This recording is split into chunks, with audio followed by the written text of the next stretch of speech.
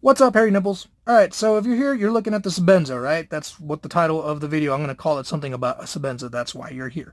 This is not a headphone video. My other subscribers, I know I got a really small channel, but people expect me to do headphone videos. I'm not all about headphones, people. I have other likes and hobbies. Alright, so you're looking at the Sebenza.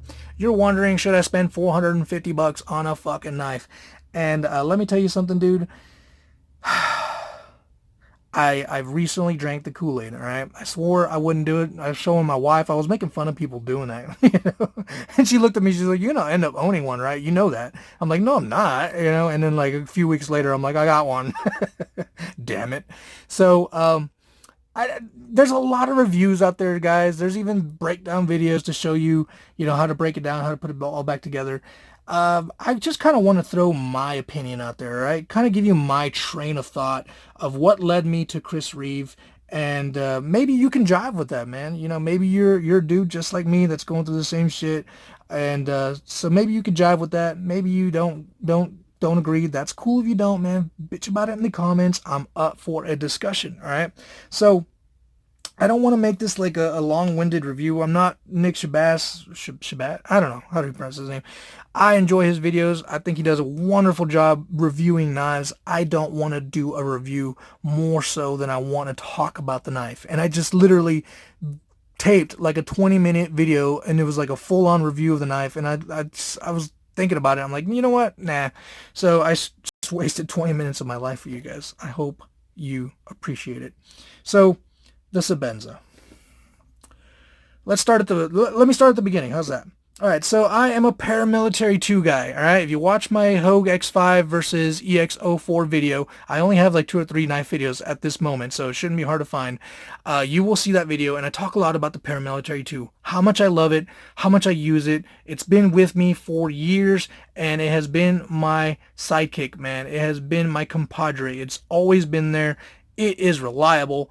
I love the paramilitary 2, okay? And I will do a video comparing the two in detail. But I just wanted to throw that out there that I'm a paramilitary 2 guy. I'm a Spyderco guy. You can see the militaries in the back. I love Spyderco, even though they're not perfect by any stretch of the imagination. So recently I wanted another knife. I don't know why. I just got bit by a bug. Every few years I go through this shit. I told my wife I wasn't going to get a Chris Reeve knife because the other idiots are spending that kind of money, but not I, said the cat. And I did.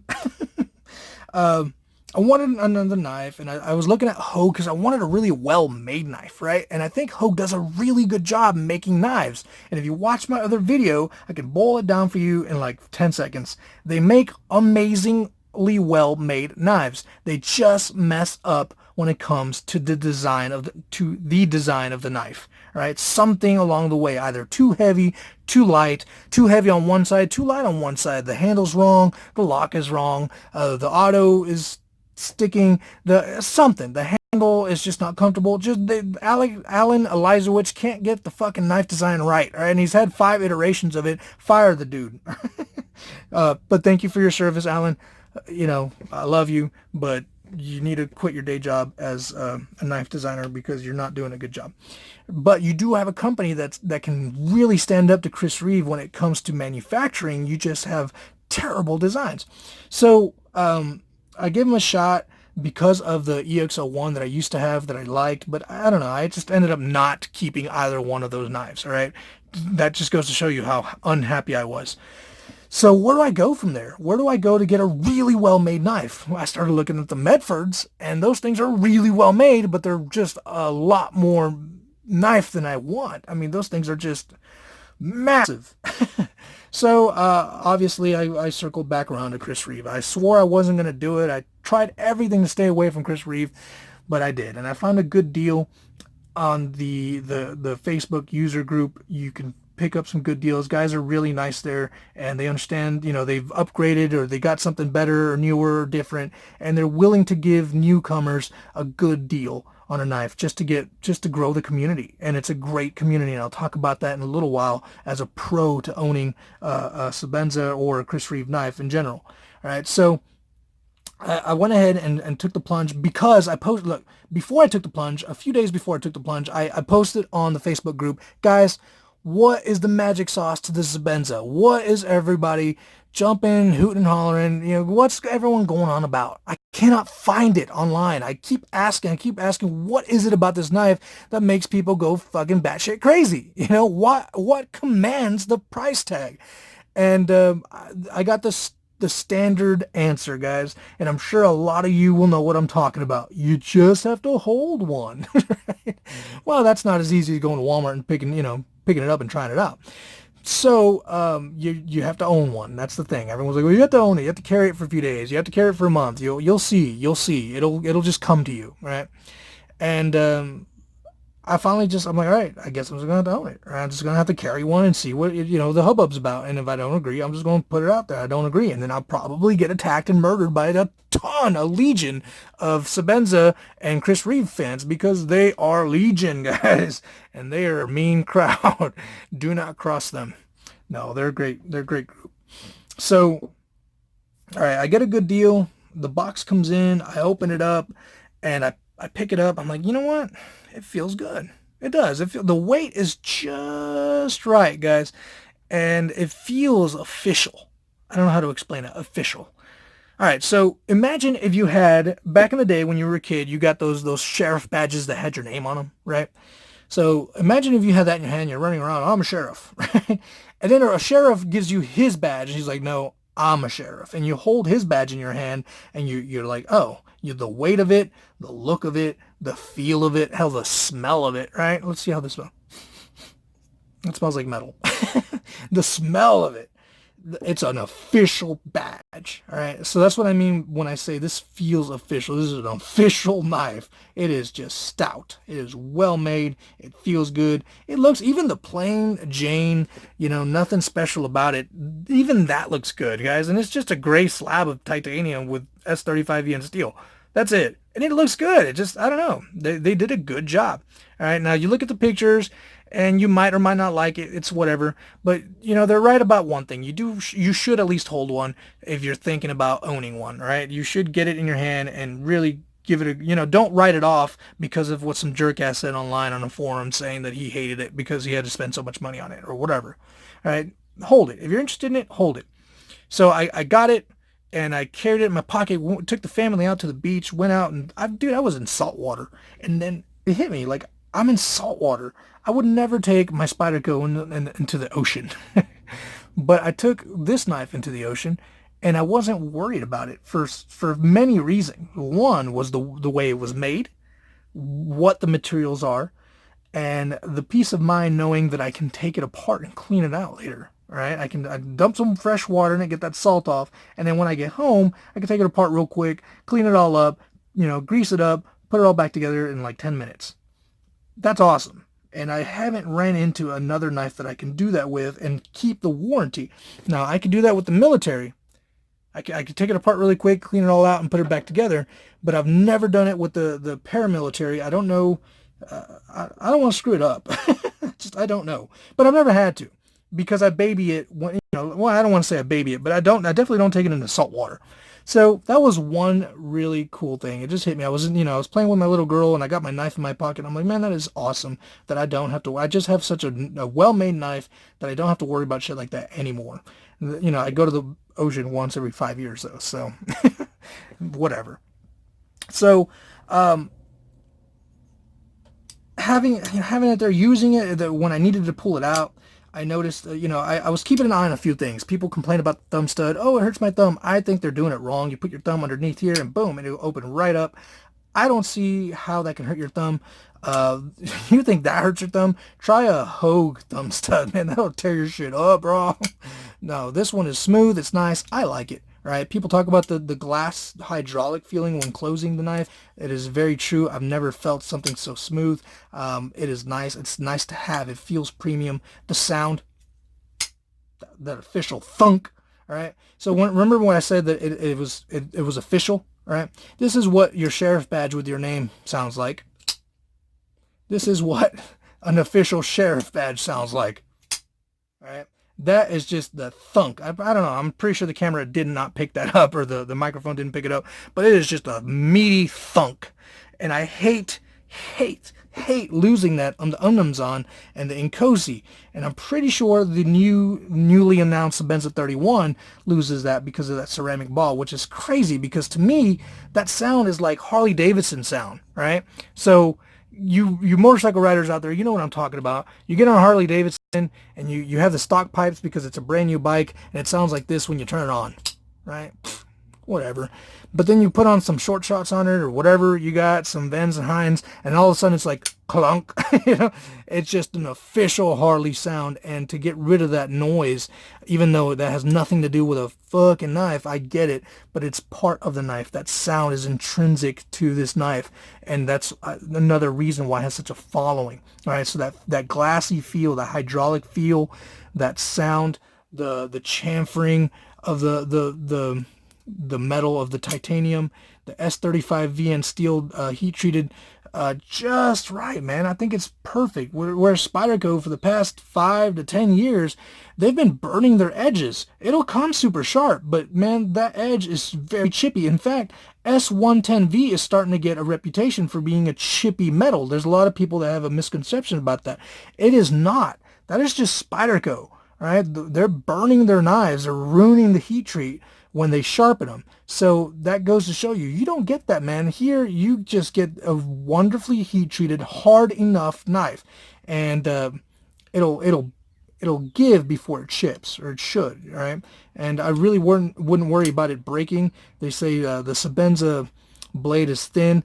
I mean, whatever, dude. It's still thicker than the... Well, I guess maybe towards the back, the Paramilitary 2 is a little thicker, but it's still thick enough. It is strong. You do not feel like it's a weak knife at all, right? So, putting all that together, I can sell it, right? I can sell it and get my money back. Do I want to sell it? Do I want to keep it? And it made an impression on me. It did. I liked it. And I'm thinking, man, this is a good knife. I feel comfortable carrying this knife. I'd like to own this knife, all right? It's not because I can't get better performing knives elsewhere, guys. When you're spending that kind of money on a knife, it's not necessarily about it being a better performer. You could probably, I can cut just as well with my $20 Ganzo knife, right? So it's not about that. It's all the little things. And then the community backing this up, guys. There's some awesome people in the Facebook group. And even Tim Reeve is active in the Facebook group, right? So you get that community, you get that warranty. Benchmade has a really good warranty too, right? So it's not a huge deal. The thing about it is it's so well made, you probably won't ever have to use that warranty. So it's kind of a trick. You have that peace of mind knowing it's there, but you don't need it. And being able to take the knife apart is just awesome. I like that a lot. And, Medford can take a page out of Chris. If Medford wants to grow and become as big as Chris Reeve, they absolutely can. They make amazing knives. I love them. Just a few little things keeping them from greatness, and that is the fact that you can't take apart a $1,200 knife. What? Yeah. And as far as Greg Medford's politics go, whatever, I can take it or leave it. I won't get into that. Point is, you're thinking, all right, so should I do I need a Chris Reeve knife? No, you don't need a Chris Reeve knife, guys. I survived just fine. I lived my life with a Paramilitary 2 for a very long time. I never once felt like I was missing out. However, having carried this just for a few days, I go back to my Paramilitary 2, and it feels like a toy. It really does. It feels like a toy. It feels like a cheap toy. And it's not. I know it's not. But it feels like that after carrying this around. This will ruin you, guys. This will ruin you for other knives. I promise you. They just put together so many little things that they did them so well that other knives just won't feel the same. All right? Some guys can get over that. Some guys can be like, it's not a big deal. I'd rather have the Paramilitary. It's cheaper. If I lose it, I don't have to worry about it. The lock is better. Whatever. They can come up with their own justifications.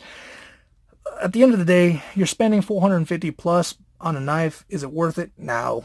Probably not. You'll survive without it, and you'll do just fine. You'll be okay. You can get yourself a $20 knife, but then hey, you want a good knife, right? So you want to spend at least 100, right? So you're already spending 100, but you want a better lock, so you're gonna have to go up to about 150. The Paramilitary 2 is about what, 179, 180 for the S110 model. So you're already at almost 200 after tax. You're already at 200. Why not just take the leap? Maybe buy a used Sebenza for 300, right? It's another $100 and you got a Sebenza. So you got a Sebenza, you're already at 300, but hey, dude, you know, you got it used and you really like it, but you want that new experience, right? You want the one with the inlays. Now that you know you like it, it's okay because you're going to spend about, you know, you could spend money knowing that you really like this product. So you end up spending the 4, 5, 6. You see what I'm saying? The train of thought will lead you, and you'll ultimately end up where you were going to end up in the first place. You just took the roundabout way, spent more money on cheap knives to get there, right? So just cut straight to the middle of the field. If you want a Sebenza, no other knife is going to fill that void, right? It's just not. You could even get a $800 Medford, and you're going to always wonder, well, should I got the Sebenza? Would I have been just as happy or not more happy with it? So it's just that's the way I thought, right? So just to, you know, just goes to show you, I just quit buying all the other brands. And sure enough, they say once you have your first Sebenza, I'm thinking, all right, I'm only going to get the one because it's so expensive, but I will just have that one, all right? Just the one. I'll splurge a little bit, just get that one. And then like a week later, damn it. That just goes to show you how good of a job they did with this knife. It is an old design. They have come out with the 31. It is available for pre-order, and people are going to complain. It's an old design. The lock is weak, and I don't know what those idiots are doing with their knives, guys. I don't know. All right, whatever you do with your knife that can break this lock, for wow. God, you don't need a knife for that. You need a damn machete. Go get yourself a Winkler. How's that? Get yourself a well-made Winkler, and then you won't have to worry about it. All right. So, fact is, if you're thinking hard about it, Sebenza, if it's been in your mind for a few days, nothing else is gonna make you happy. All right. So get it, enjoy it, love it, and you know what? And when you finally get over that bug, when you're like, okay, it's done, I can take it or leave it.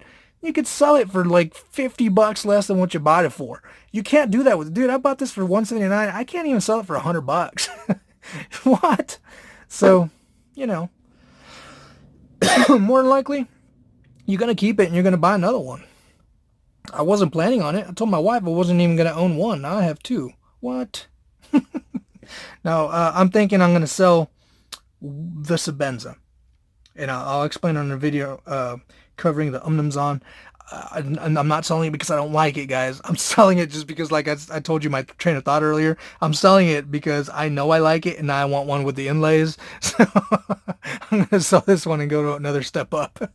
So anyways, I hope you guys enjoyed my train of thought, my Sebenza talk. I try to cover my train of thought, my opinion on it. I try to be thorough. This is just for discussion, guys. Do not take this as a review because it would be the world's worst review, right? I didn't talk about a lot of stuff reviewing would talk about. I just wanted to start up a discussion, and maybe you guys can jive with the way I see the world when it comes to buying fucking $450 knives. All right, guys. I'll catch you on the next video, and we'll talk about the Sebenza or the Umnums on there too.